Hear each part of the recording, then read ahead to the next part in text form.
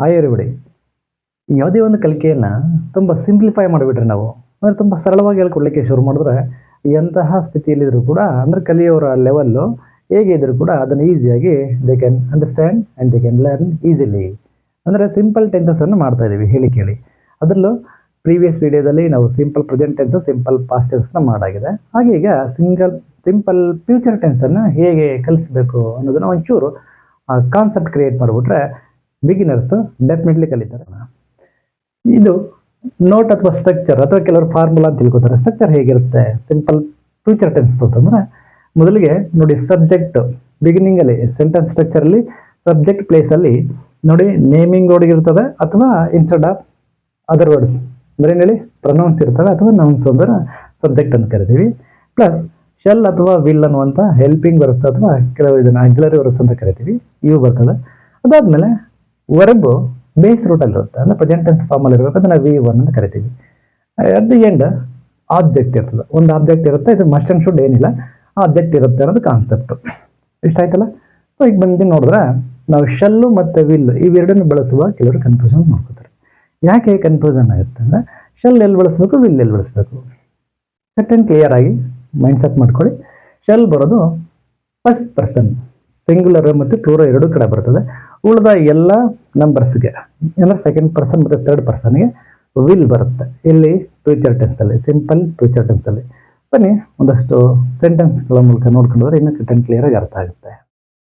ಮೊದಲಿಗೆ ಕಾನ್ಸೆಪ್ಟ್ ಏನಪ್ಪ ಅಂತಂದರೆ, ನಾವು ಬೇಸಿಕಲಿ ನಾವು ಟೆನ್ಸಸ್ ಬಗ್ಗೆ ಟೀಚ್ ಮಾಡ್ತಾ ಹೋದಾಗ ಒಟ್ಟಾರೆ ಪ್ರತಿ ಟೆನ್ಸಲ್ಲಿ 6 ಥರದ ಸೆಂಟೆನ್ಸ್ ಬರ್ತದೆ. ಅಂದರೆ ಒಂದೇ ಸೆಂಟೆನ್ಸನ್ನು 6 ಫಾರ್ಮಲ್ಲಿ 6 ಫಾರ್ಮ್ಸಲ್ಲಿ ನಾವು ಕನ್ಸ್ಟ್ರಕ್ಟ್ ಮಾಡಿ ಸ್ಟ್ರಕ್ಚರ್ ಮಾಡಿ ತೋರಿಸಿದ್ರೆ ಖಂಡಿತ ಎಲ್ರಿಗೂ ಕೂಡ ಅರ್ಥ ಆಗುತ್ತೆ. ಈ ರೀತಿ ನೋಡಿ ಹೇಗೆ ಅಂದರೆ ಲೆಫ್ಟ್ ಸೈಡಲ್ಲಿ ಸಿಂಗುಲರ್ಸನ್ನು ಬರ್ಕೋಬೇಕು ವಿತ್ ಪ್ರೊನೌನ್ಸು. ಅಂದರೆ ಸಿಂಗುಲರ್ಸ್ ಪ್ರೊನೌನ್ ಏನಿದು, first person singular I, second person singular you, third person singular as you know he, she, it ಅಂತ ಬರುತ್ತೆ.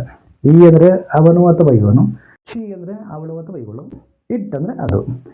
ಹಾಗೆ ಈ ಕಡೆ ಬಂದರೆ ಆಪೋಸಿಟ್ ಸೈಡ್ಗೆ ಬಂದರೆ ಪ್ಲೂರಲ್ಸಲ್ಲಿ ಏನೇನು ಬರ್ತದೆ, same first person, second person, third ಪರ್ಸನ್ನೇ ಬಹುವಚನ ರೂಪದಲ್ಲಿ ಅವುಗಳನ್ನು ಕರಿತೀವಿ.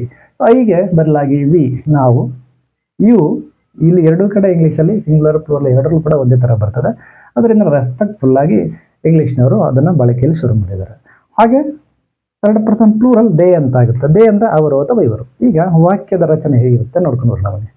ಹೇಗಿದೆ, ಐ ಶಲ್ ಲರ್ನ್ ಇಂಗ್ಲೀಷ್. ನೋಡಿ ಆವಾಗಲೇ ಹೇಳಿದೆ ಇಲ್ಲಿ ಶೆಲ್ ಬಂತು ಫಸ್ಟ್ ಪರ್ಸನ್ ಸಿಂಗುಲರ್ಗೆ, ನಾನು ಇಂಗ್ಲೀಷ್ ಕಲಿಯುತ್ತೇನೆ. At the same time we shall learn English ಅಂದರೆ ಇಲ್ಲೂ ಕೂಡ ಶೆಲ್ ಬಂತು, ನಾವು ಇಂಗ್ಲೀಷ್ ಕಲಿಯುತ್ತೇವೆ. ಎರಡು ಕೂಡ ಸಿಂಪಲ್ ಫ್ಯೂಚರ್ ಟೆನ್ಸಲ್ಲಿ first person singular and plural ಆಯಿತು. ಹಾಗೆ ಸೆಕೆಂಡ್ ಪರ್ಸನ್ ಏನು, ಯು ವಿಲ್ ಲರ್ನ್ ಇಂಗ್ಲೀಷ್, ನೀನು ಇಂಗ್ಲೀಷ್ ಕಲಿಯುತ್ತೀಯೇ, ಸಿಂಗುಲರ್ ಆಯಿತು. ಇಂಗ್ಲೀಷಲ್ಲಿ ಪ್ಲೂರಲ್ಗೆ ಸೆಕೆಂಡ್ ಪರ್ಸನ್ಗೂ ಸೇಮ್ ಬರುತ್ತಾ, ಕೆಲವರು ಏನಾದರೂ ಮಿಸ್ ಮಾಡಿದ್ದೀರ ನೋಡಿ ಅಂತಾರೆ. ಇಲ್ಲ, ಯು ವಿಲ್ ಲರ್ನ್ ಇಂಗ್ಲೀಷ್ ಅಂದರೆ ಯು ಅನ್ನುವಂಥ ಒಂದೇ ವರ್ಡನ್ನು ನೀನು, ನೀವು ರೆಸ್ಪೆಕ್ಟ್ಫುಲ್ಲಾಗಿ ಅಂದರೆ ಸೆಕೆಂಡ್ ಪರ್ಸನ್ ಅವರು ಯಾವಾಗಲೂ ಕೂಡ ತುಂಬ ಪ್ರಾಮುಖ್ಯತೆಯನ್ನು ಕೊಟ್ಟರು, ಥರ್ಡ್ ಪರ್ಸನ್ಗೆ ಕೊಡಲಿಲ್ಲ. ನೋಡಿ ಥರ್ಡ್ ಪರ್ಸನ್ ಇಲ್ಲಿ ಯಾರಾದರೂ ನಮಗಿಂತ ಸೀನಿಯರ್ಸ್ ಇದ್ದರೂ ಕೂಡ ನಾವು ಸಿಂಗುಲರಾಗಿ ಟ್ರೀಟ್ ಮಾಡ್ತೀವಿ. ಇಲ್ಲಿ ನೋಡಿ ಅವನು ಅವಳು ಅಂತ, ಬಟ್ ಎಲ್ಲಿ ಇದೆ ಇಂಗ್ಲೀಷಲ್ಲಿ. ಬಟ್ ಅದೇ ಕೆಲಸವನ್ನು ಇಲ್ಲಿ ಸೆಕೆಂಡ್ ಪರ್ಸನಲ್ಲಿ ಮಾಡ್ಕೊತಾರೆ ಇಂಗ್ಲೀಷರು. ಹಾಗಾಗಿ ನೀವು ಇಂಗ್ಲೀಷ್ ಕಲಿಯುತ್ತೀರಿ, ಯು ವಿಲ್ ಲರ್ನ್ ಇಂಗ್ಲೀಷ್ ಅಂದರೆ ರೆಸ್ಪೆಕ್ಟ್ಫುಲ್ಲಾಗಿ ಹೇಳುವಂಥದ್ದು ಪ್ಲೂರಲ್ ಫಾರ್ಮಲ್ಲಿ. ಹಾಗೆ ಥರ್ಡ್ ಪರ್ಸನ್ಗೆ ಬನ್ನಿ. Third person singular, he will learn English ಅಂದರೆ ಅವನು ಅಥವಾ ಇವನು ಇಂಗ್ಲೀಷ್ ಕಲಿಯುತ್ತಾನೆ.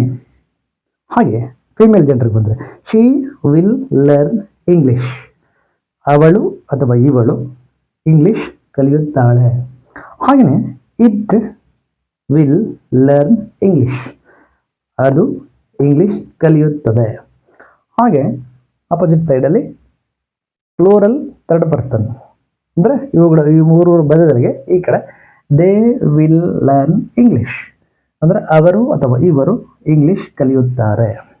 ಅಂದರೆ ಮೇನ್ ಆಗಿ ನೆನ್ಪಿಟ್ಕೋಬೇಕಂದು ಶಲ್ ಅಥವಾ ವಿಲ್ಲನ್ನು ಸಿಂಪಲ್ ಫ್ಯೂಚರ್ ಟೆನ್ಸಲ್ಲಿ ಬಳಸ್ತೀವಿ, ಶೆಲ್ಲನ್ನು ಫಸ್ಟ್ ಪರ್ಸನ್ಗೆ ಬಳಸ್ತೀವಿ, ವಿಲ್ಲನ್ನು second person and third person ಬಳಸ್ತೀವಿ. ಇದು ಕಾನ್ಸೆಪ್ಟು. ಇದು ಬಂದರೆ simple present tense, simple past, simple future 3 tense ಆಗಿದೆ. ನೆಕ್ಸ್ಟ್ ವಿಡಿಯೋದಲ್ಲಿ ನಾವು ಮತ್ತೆ ಕಂಟಿನ್ಯೂಸ್ ಟೆನ್ಸಸ್ ಬಗ್ಗೆ ಕಲಿಯೋಣ. ಸೊ ನೀವು ಇನ್ನೊಮ್ಮೆ ನೋಡಬೇಕು, ಅರ್ಥ ಆಗಿಲ್ಲ ಅಂದರೆ ಸೇವ್ ಮಾಡ್ಕೊಳ್ಳಿ. ಮತ್ತು ನಿಮ್ಮ ಸ್ನೇಹಿತರಿಗೆ ಇನ್ನೊಂದಷ್ಟು ಜನಕ್ಕೆ ಕಲಿಸ್ಬೇಕು, ನಿಮಗೆ ನಿಮ್ಮ ಆತ್ಮೀಯರಿಗೆ ಅಂತಂದರೆ ಶೇರ್ ಮಾಡಿ. ಹಾಗೆ ನಿಮ್ಗೆ ಏನಾದರೂ ಅನಿಸಿದ್ರೆ ವಿಡಿಯೋ ಬಗ್ಗೆ ನನ್ನ ಜೊತೆ ಎಕ್ಸ್ಪ್ರೆಸ್ ಮಾಡಬೇಕು, ಹಂಚ್ಕೋಬೇಕು ಅಂತಿದ್ರೆ ಅಥವಾ ಏನಾದರೂ ಸಜೆಷನ್ ಕೊಡಬೇಕಾಗಿದ್ರು ಕಾಮೆಂಟ್ ಮಾಡ್ತೀರಿ ಅಂತ ತಿಳ್ಕೊಳ್ತಾ ಈ ವಿಡಿಯೋಗೆ ಎಲ್ರಿಗೂ ಕೂಡ good bye. Keep learning till our next video. Bye.